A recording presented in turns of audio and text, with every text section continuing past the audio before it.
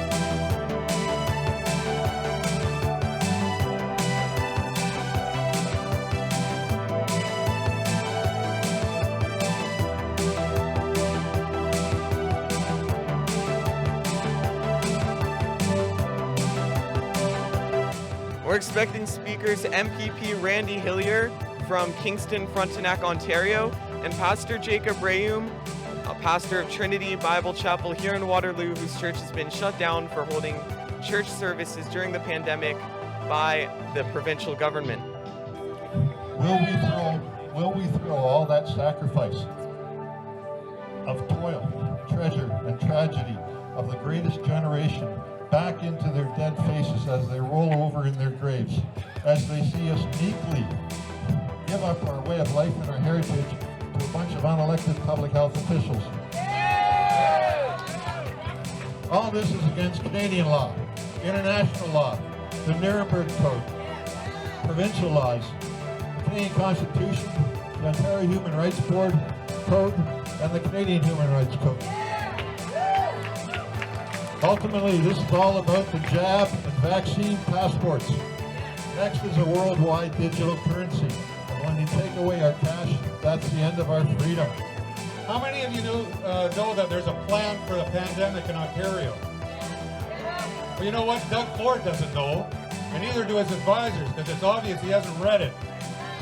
Health is yours. It's your responsibility. It's yours to manage. It's your risk.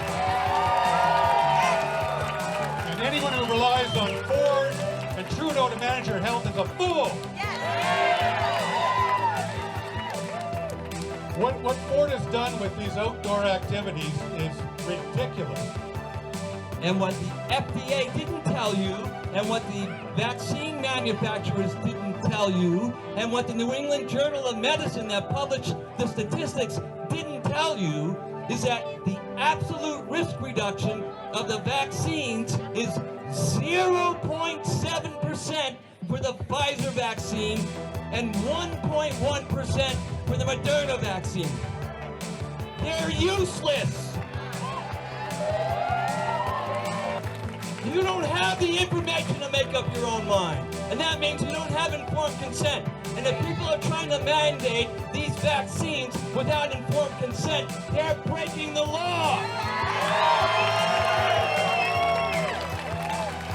Right, this is not about a virus. This is not about an infectious disease. This is about control. Just say no.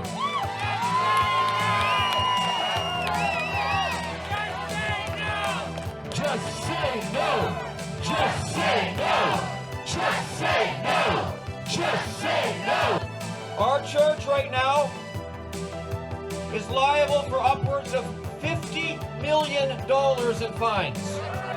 Personally, I've had the police show up at my door. I've had bylaws show up at my door at the church. I am personally liable for $900,000 in fines and 9 years in jail right now for opening the church. You reject God, guess what you get? You get the tyranny of the state. There's one way back. I hope we don't take too long to learn this lesson.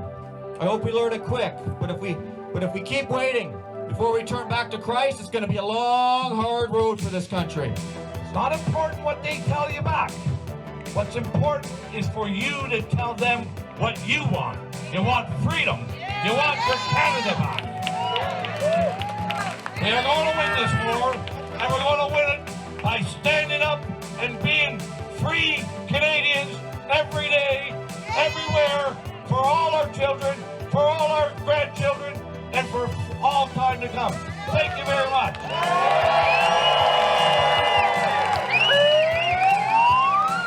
After the speakers finish, everyone here will be marching down to Victoria Park in Kitchener, where the event will end.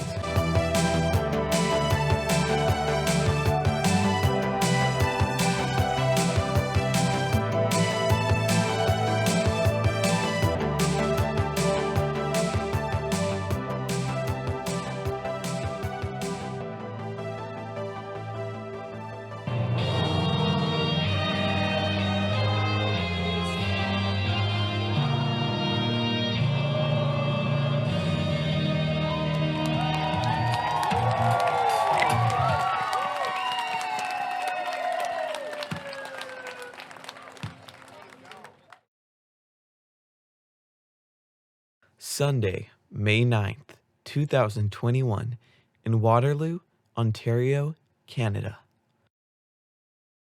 Hundreds of people gathered in Waterloo Square to protest the illegal COVID lockdowns implemented by the federal government of Canada, the provincial government of Ontario, and the region of Waterloo. The event started at 1 p.m. and speakers continued through until 3 p.m. There were a few police at the event, some with cameras taking pictures of the attendees, but nothing too notable. The event was completely peaceful, and many families showed up to protest and participate in the games after they marched 3 kilometers down King Street to Victoria Park in Kitchener. There was a bubble truck that showed up to the protest. There were bubbles flying around Waterloo Square throughout the entire event, in case you are wondering where those came from. In addition to Kingston-Frontenac MPP Randy Hillier, in Trinity Bible Chapel Senior Pastor Jacob Reaume, there were many other speakers at the event. The first speaker of the day was quick to point out the planning and UN involvement in the release of COVID-19 from the Wuhan lab and the agenda that the New World Order is trying to accomplish under the guise of a virus. But COVID is not a random event. It's not a random event. This is a well-planned and orchestrated happening at the highest levels of the United Nations. The WHO, the CDC, the World Bank, the IMF, the World Economic Forum, the Council on Foreign Relations, the Bilderberg Group, and the Trilateral Commission, among others. It's all part of Agenda 21, folks. Signed by 174 governments in 1992 in Rio de Janeiro. It's the UN's plan for a one-world government, a new world order, or the Great Reset as they are now calling it. All done under the guise of sustainable development.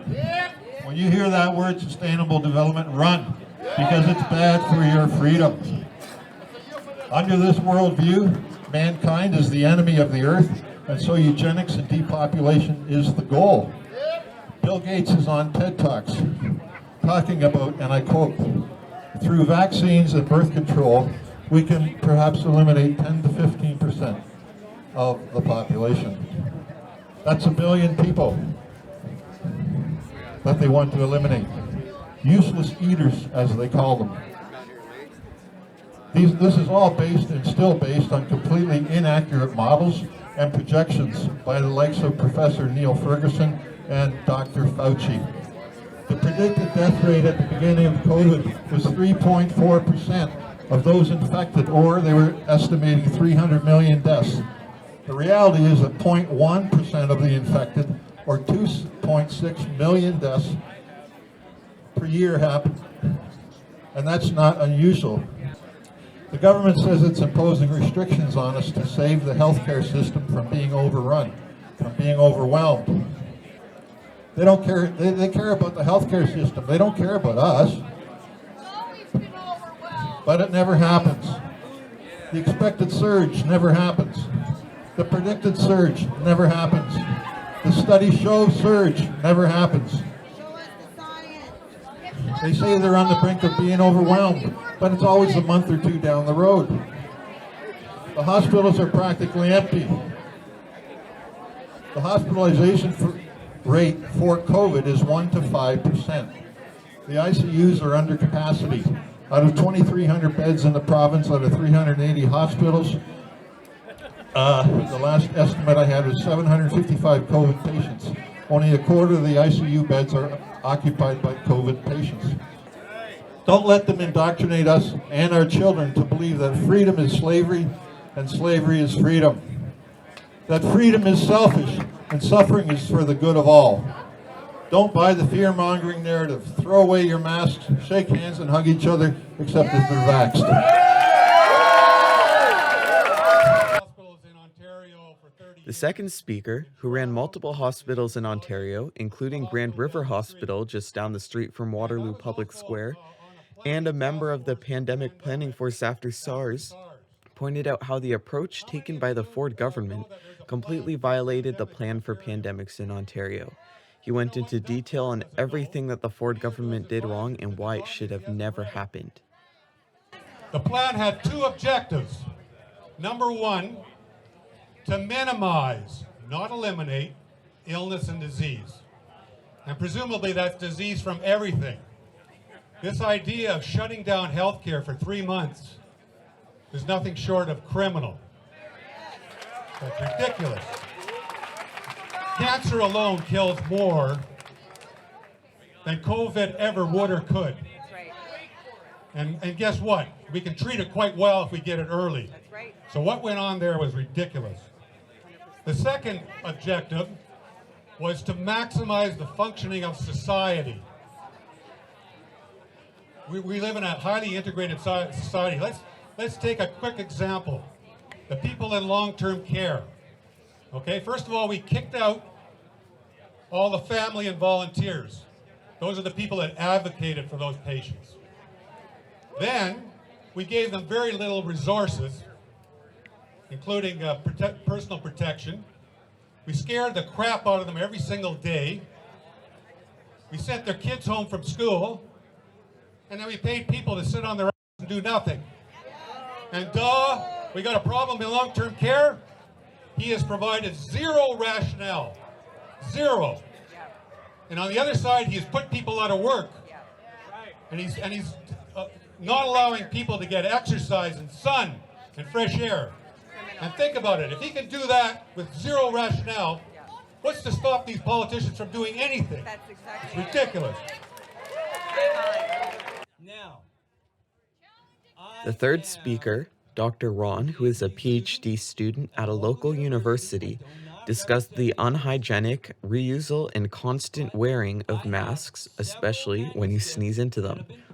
He also has access to several manuscripts published on coronavirus, indexed in the National Institutes of Health, making his research very credible.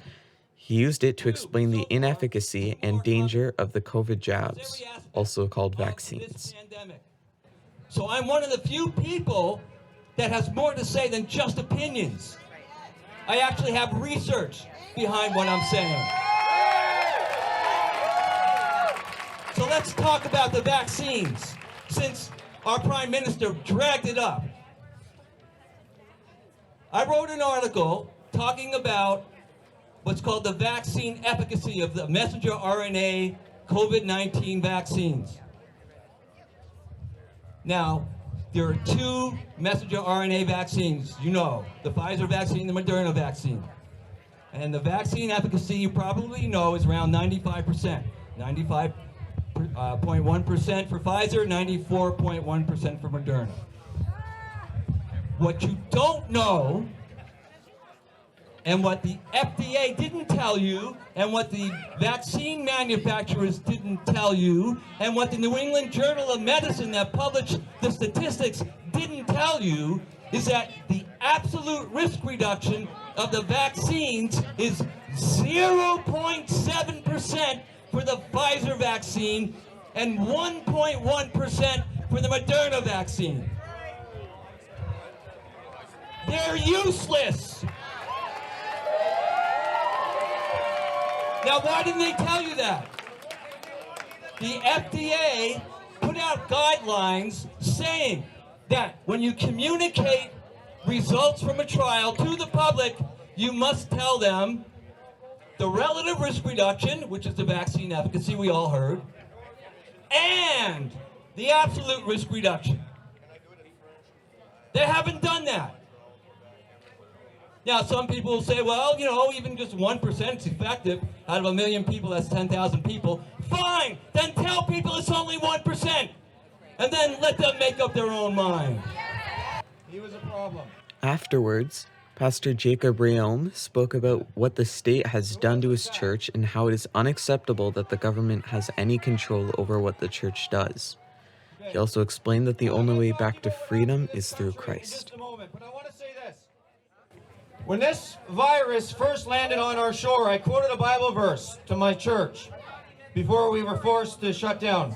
And the Bible verse is this: do not trust in princes, in the sons of men, in whom there is no salvation. And here's why I told our church that. Because it is an ancient trick of the government to capitalize on a crisis. It's ancient, it's in the Bible, it's all through the scriptures. To capitalize on a crisis so that the people cry out in salvation. But you know what the Bible says? The mercy of the wicked is cruel. And the mercy of this government is cruel. How many lives have they destroyed in the name of mercy? The mercy of the wicked is absolutely ruthless. And we're seeing that play out right before us. This is a country that has intentionally rejected God. And the only way back is through Him. Look, I'm all for the protests. I'm here at a protest today. I've been at another protest. Last time Randy invited me to one, I was at one, Queen's Park. I'm all for the petitions, communicating to government. But I've learned this, they're not listening. They're not listening. How many protests, how many petitions? They don't care. And you know why? Because we're powerless. Our power must come from above. We need a spiritual power that transcends these tyrants. And that power is only going to come when we repent towards Jesus Christ. So I'm asking you today, telling you today, look, I've lived this. I got $900,000 in fines and 9 years in jail potentially. I believe this. They've shut the doors of my church. They won't let us worship on the inside. They stole our church from us, our building. We're in court right now. One of the things that keep coming up, because I've been convicted of contempt of court now 2 times for opening the church. 2 times I've been convicted of contempt of court. After Pastor Reaume spoke, Carl from Black Sheep Truth Media spoke about a tweet the so-called conservative premier of Alberta, Jason Kenney, gave that the day before, after the arrest of Pastor Artur Pawlowski, who kept his church open during lockdown, and the Whistle Stop Cafe owner from Alberta, who kept his cafe open for his community during the lockdown. So after these arrests yesterday, who blew me away, Jason Kenney, I saw a tweet. There's the tweet that Mr. Kenney, the premier, that's the kind of stuff we're dealing with here, guys.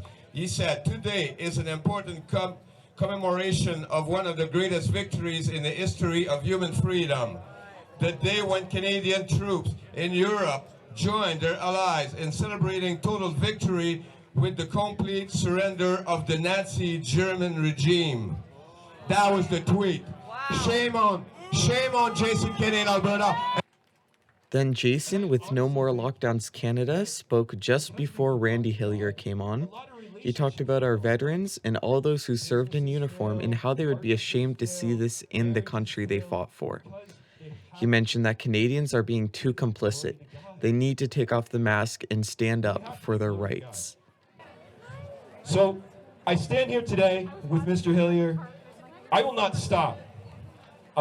They can kill me, they can jail me, they can do whatever they want to me because I know where my soul is going when I die. Randy Hillier closed it off with his Mother's Day address to Canadian patriots. This virus and the government's whole approach to it has been a fraud. It's been an exaggerated fraud. We knew early on, very early on, by April last year, that all the uncertainty, all the misinformation, all the speculation and all the projections and all the models were all bloody wrong. And there's no doubt, a lot of that misinformation was purposeful. Freedom, freedom, freedom, freedom, freedom, freedom, freedom.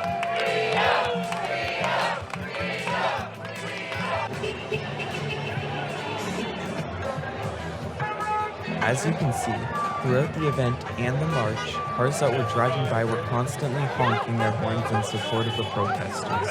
There was an immense amount of support from the people of Waterloo.